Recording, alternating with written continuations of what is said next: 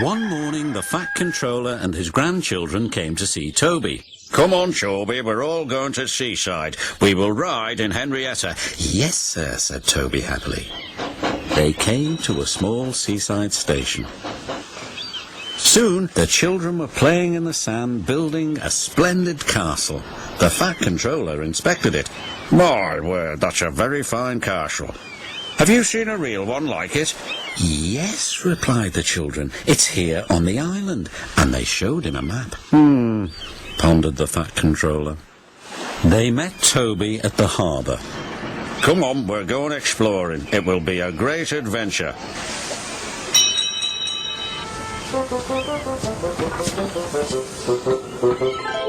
Soon they were in the wildest part of the island.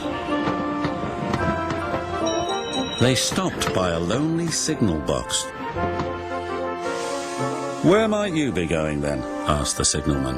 We're trying to find an old castle, replied the Fat Controller.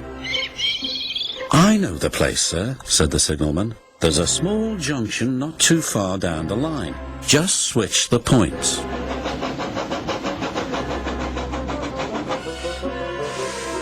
When the firemen switched the points, their adventure really began.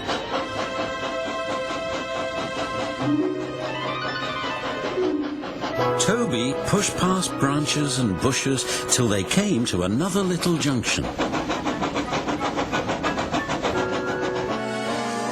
There they saw two old signs. One read, "To the castle," and the other, "To the mine."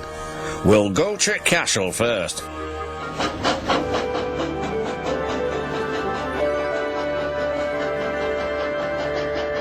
Toby stopped by an old water tower. There's the castle. Yes, replied the Fat Controller, and now we shall visit the mine.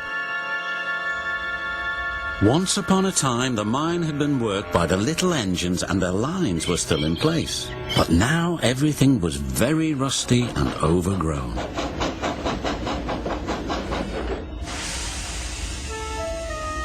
The Fat Controller was most impressed, but Toby was rather scared. He was glad when it was time to go home.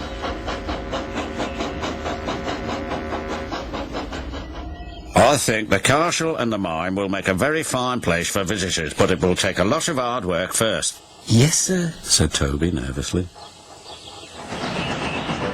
The Fat Controller's plans were soon put into action, but Toby was still worried. I'm sure this place is haunted, he said to himself. It's our turn to stay here on guard tonight, Toby. Oh, yes, why not? Stuttered Toby. Beware of the ghost, Toby, Thomas said. What ghost? Asked Toby. The old warrior ghost. Every night he lights his fire, then goes hunting. Toot toot, goodbye, Thomas replied. Night came. Toby looked anxiously around. Everything seemed rather spooky. Quite suddenly, he heard a strange wheezing sound. It's the ghost, he wailed. What ghost? His driver asked. It's the old warrior. He's come to hunt me down. Don't be so daft. We'll go and investigate. They returned quite soon. The old warrior wants to meet you, laughed his fireman. Can't he wait till morning? Replied Toby. Ghosts don't work day shifts, said his driver. Toby bravely made his way. Well, bless my bell, he exclaimed. There in front of him was a little old engine.